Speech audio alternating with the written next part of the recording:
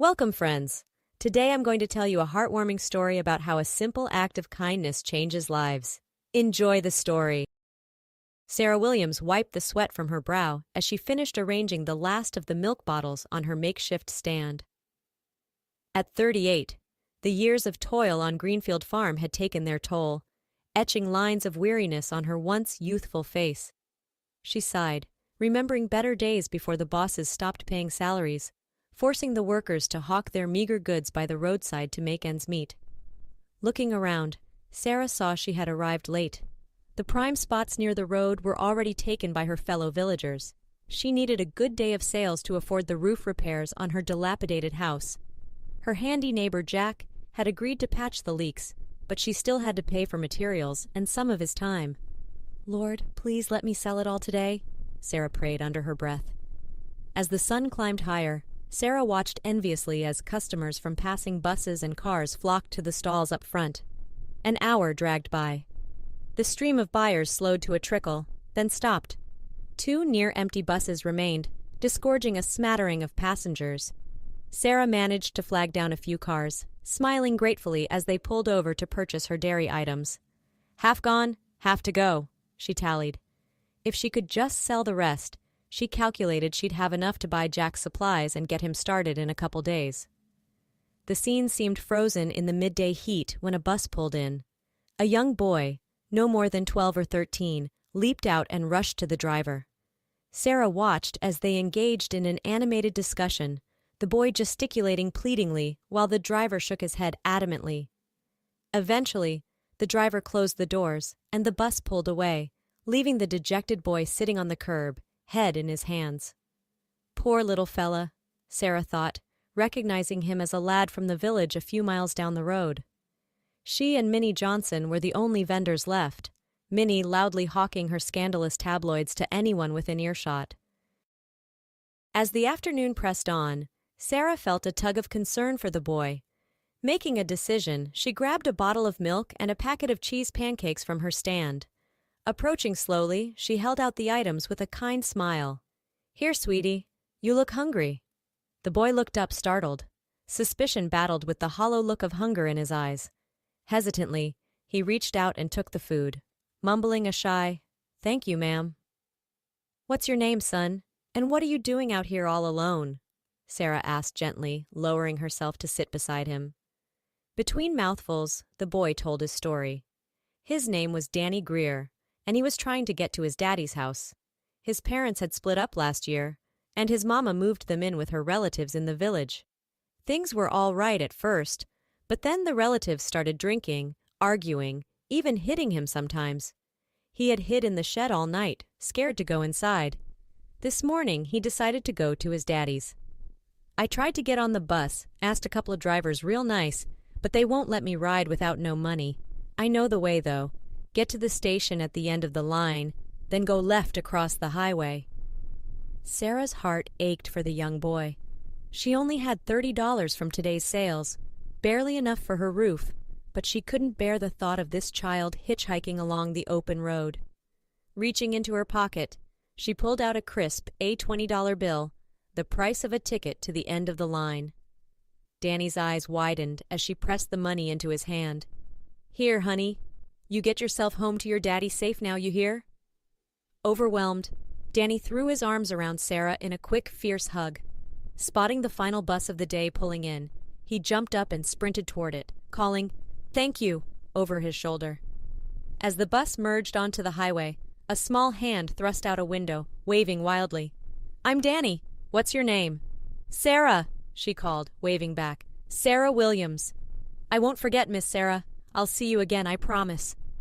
With that, the bus disappeared around the bend, leaving Sarah alone with her thoughts and a few unsold dairy items. "Lord, let that child make it home safe," she prayed as she packed up her stand for the long walk home. Little did she know how a simple act of kindness would shape her future. The years hadn't been kind to Sarah Williams. At 53, her weathered face and calloused hands told the story of a life of unceasing labor. She stood now, back straight with righteous anger, glaring at the man behind the desk. "Michael, please, I've worked on Greenfield Farm for 35 years, never missed a day. Always did my part. Can't you do something to help? Put in a word with the owner?" Sarah's voice shook with barely contained frustration. Michael Torrance, the farm's recently appointed manager, leaned back in his leather chair, an infuriatingly smug smile playing across his lips. Sarah, times have changed. It's all about market forces now. Bottom line is nothing's free. You want something, you've got to have something to trade. And to be frank, what exactly are you offering?" Sarah slammed her fist on the desk, a lifetime of swallowed pride bubbling to the surface. "How about loyalty, Michael? Dedication? I've given my life to this place, and this is how you repay me? You think Mr. Greenfield would approve of you turning away his longest-serving worker in her time of need?" Michael's eyes narrowed. "Now you listen here, you senile old bat.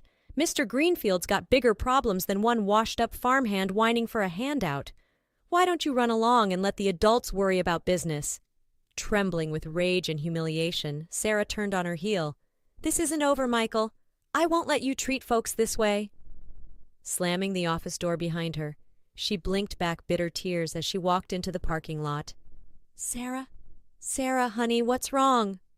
Margaret Davis, Sarah's former coworker and nearest neighbor, hurried over, concern etched on her lined face. Sarah collapsed into Margaret's arms, the dam of her emotions finally breaking.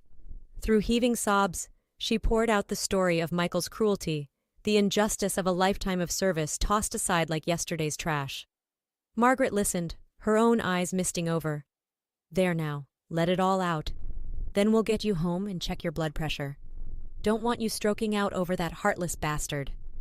Leaning on Margaret for support, Sarah made her way to Margaret's rusty pickup truck. They rode in silence through the dusty countryside, each lost in memories of better times. As they pulled up to Sarah's ramshackle house, a sleek black Mercedes sat idling in the driveway. Two men stood beside it, an older gentleman in a crisp business suit, and a younger man in well-worn jeans and a button-down shirt. The younger man locked eyes with Sarah, a slow smile of recognition spreading across his handsome face. "Aunt Sarah," he called, striding toward her. "It's me, Danny Greer. From the bus stop, remember?" Sarah stared in shock as the well-dressed man approached, his face triggering a flood of memories. The scared little boy from the bus stop, all grown up, tears welled in her eyes as she clasped his hands. "Danny, is it really you? What on earth are you doing here?" Danny grinned, pulling Sarah into a warm hug.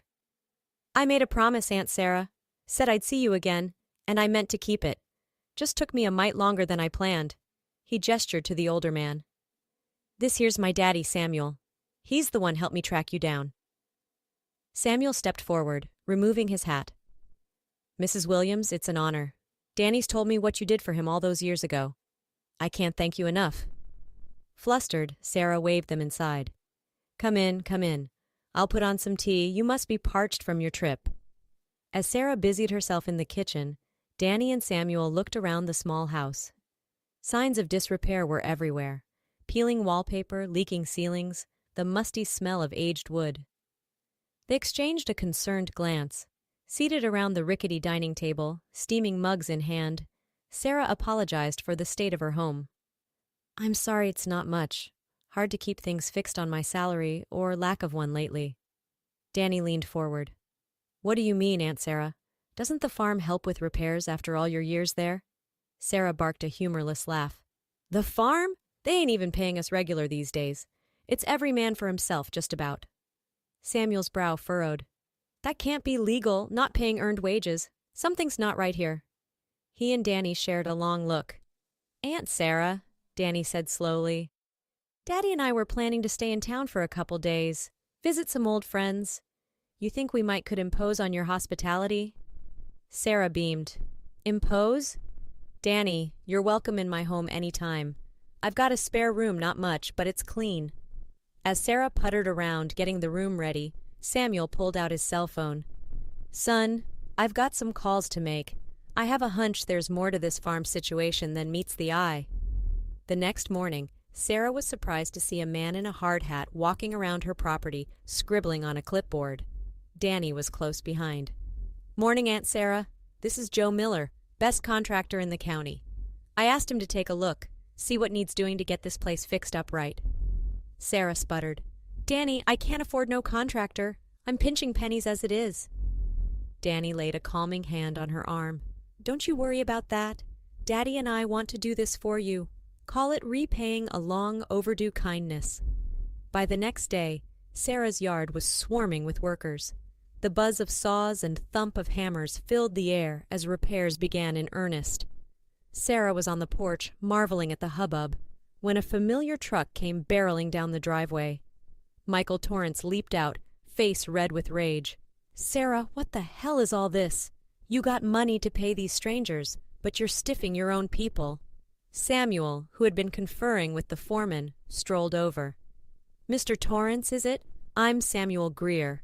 I think you and I need to have a conversation about how a farm should treat the elderly folks who've given it a lifetime of service. With a firm hand on Michael's elbow, Samuel steered the sputtering manager toward his Mercedes. Sarah caught the words labor board and full audit before the car door slammed and the two men sped off toward Greenfield Farms' offices. Danny chuckled as he climbed the porch steps.